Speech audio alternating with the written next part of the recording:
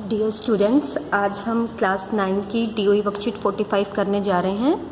आज का हमारा टॉपिक है volume of right circular cone. Right circular cone का वॉल्यूम, लंबवर्तीय शंकु का आयतन। तो बेटा हमने पहले पढ़ लिया था शंकु का हमारा वक्र पृष्ठीय क्षेत्रफल और कुल पृष्ठीय क्षेत्रफल क्या होता है। आज हम इसका आयतन पढ़ेंगे। तो हमने एक शंकु बना लिया है। h दिखाता है इसकी ऊंचाई को, हाइट को, r दिखाता है इसकी त्रिज्या, रेडियस को, और l दिखाता है इसकी तिर्यक ऊंचाई, स्लांट हाइट को।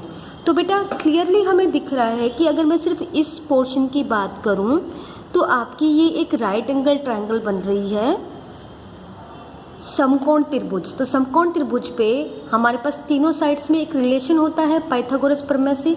वो क्या होता है कि कर्ण 90 के सामने वाली साइड को हम बोलते हैं हाइपोटेन्यूज कर्ण। कर्ण का स्क्वायर L का वर्ग बराबर होता है बाकी दो भुजाओं के वर्ग के बराबर, यानी L स्क्वायर बराबर है H square plus R square. तो L की वैल्यू हम यहाँ से निकालेंगे, ये स्क्वायर उधर जाके स्क्वायर रूट बनाएगा बेटा, वर्गमूल बनाएगा। तो उसके बाद हमने पढ़ना है कि वॉल्यूम ऑफ कोन। बेटा आपको मैं इस वीडियो के साथ साथ एक एक्टिविटी की वीडियो भी सेंड करूँगी, उसमें आप देखेंगे कि जो एक कोन है और एक सिलेंडर है, एक कोन और एक सिलेंडर जिन दोनों की हाइट सेम है, इसकी हाइट भी h है और इसका रेडियस है r।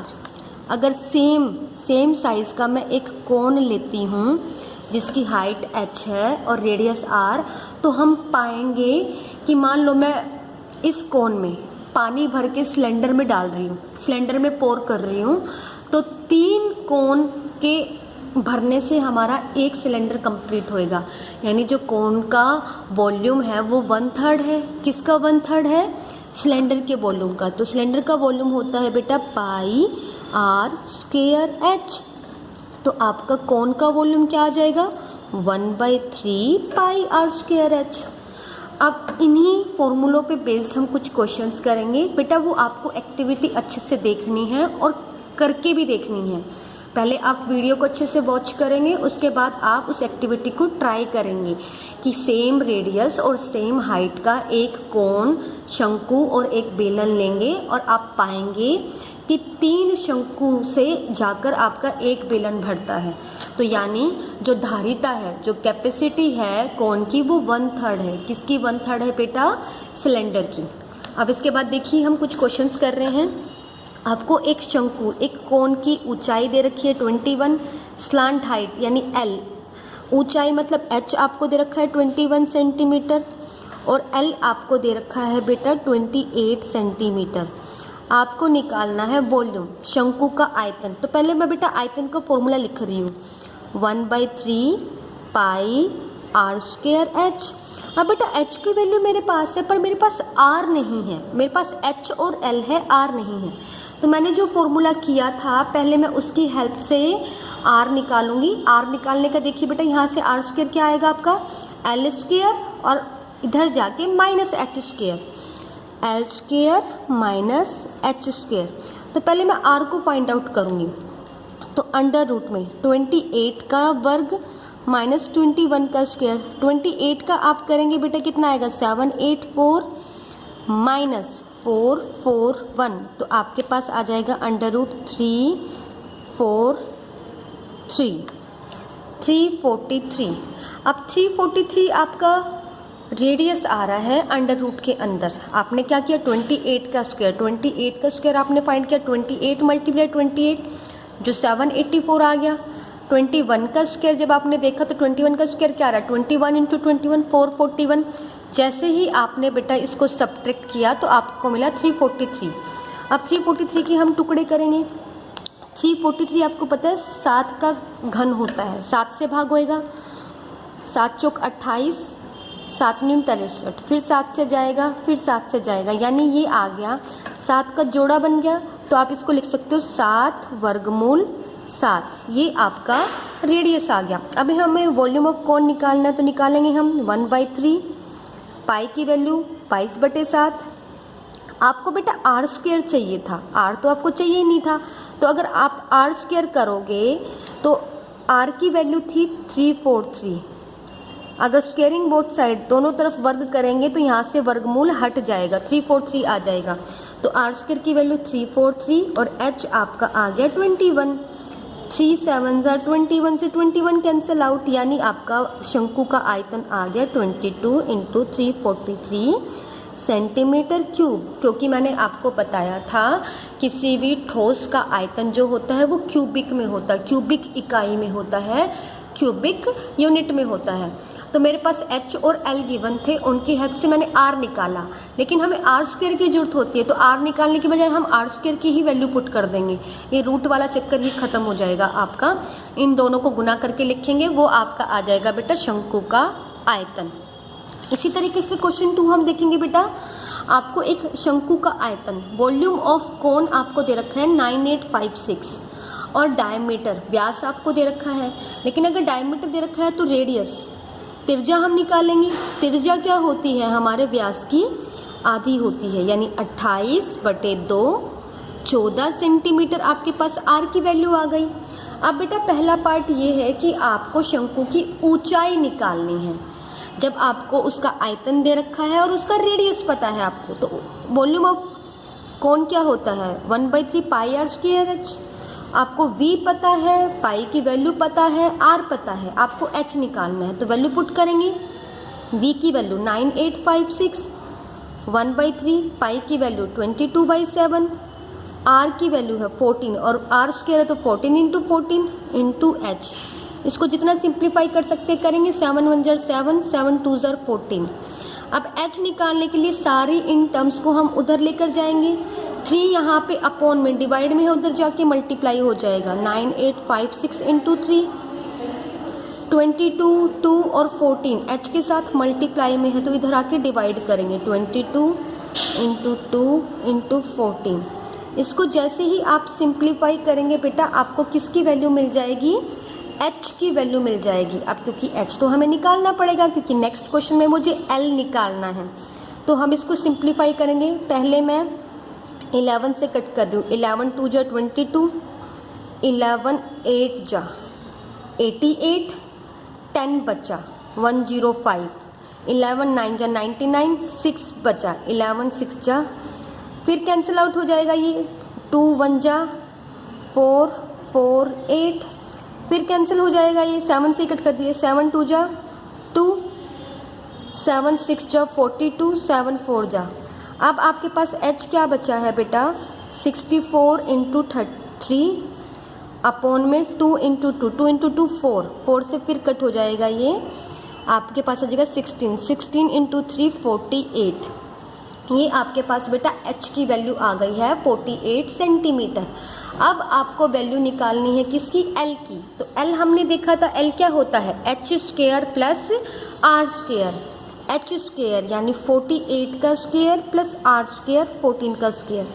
तो 48 इंटू 48 हम करेंगे, 8 8 जार 64 का 4 6 कैरी, 8 4 जार 32 एंड 6 38, 4 8 जार 32 का 2 3 कैरी, 4 4 जार 16 और 3 19। तो ये आपके पास आ गया बेटा 2304 और 14 का स्क्वायर होता है 196।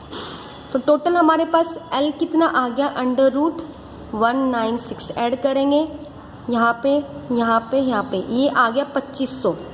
2500 को मैं लिख सकती हूँ 50 गुना 50, पेयर बन गया तो एक 50 बाहर आ जाएगा 50 सेंटीमीटर। तो L आपके पास आ चुका है, H आपके पास आ चुका है। फर्स्ट पार्ट में आपको H निकालना था, सेकेंड पार्ट में आपको L निकालना था। अब ये थर्ड पूछ रहा है कर्व्ड सरफेस एरिया ऑफ कौन, शंकु का वक्र पृष्ठीय क्षेत्रफल। वक्र पृष्ठीय क्षेत्रफल बेटा सिर्फ इसके बाहर वाला जो कर्व पोर्शन है उसका हमें एरिया निकालना है, तो वो क्या होता है पाई आर एल। लास्ट क्लास में हमने ये डराइव किया था फॉर्मूला कि कैसे आपका पाई आर आया। तो अभी देखिए पाई की वैल्यू 22/7, आर आपके पास है 14, एल आपके पास है 15 और क्योंकि क्षेत्रफल है तो सेंटीमीटर वर्ग आएगा। 7 1 jar 7, 7 2 jar 14, 22 into 2 into 50 centimetre square. इसको आप सॉल्व करके लिख देंगे बेटा, तो आपका ये थर्ड पार्ट भी कंप्लीट हो जाएगा। नेक्स्ट क्वेश्चन देखिए बेटा। नेक्स्ट क्वेश्चन आपको दे रखा है कि ये एक गेहूं का ढेर लगा हुआ है, अ हीप ऑफ व्हीट। जैसे गेहूं का एक ढेर लगा हुआ है, इसको मुझे ढकना है। इसकी ऊंचाई दे रखी है 3 मीटर और इसका डायमीटर दे रखा है 10.5 मीटर। अगर डायमीटर दे रखा है तो मैं रेडियस, इसकी त्रिज्या निकालूंगी। त्रिज्या क्या होएगा, डायमीटर का आधा यानी 10.5 को 2 से भाग दे देती हूँ, इतना आ जाएगा। ठीक है बेटा, और ये दशमलव हटा के इसके नाम की जीरो भी मैं नीचे लगा लेती हूँ।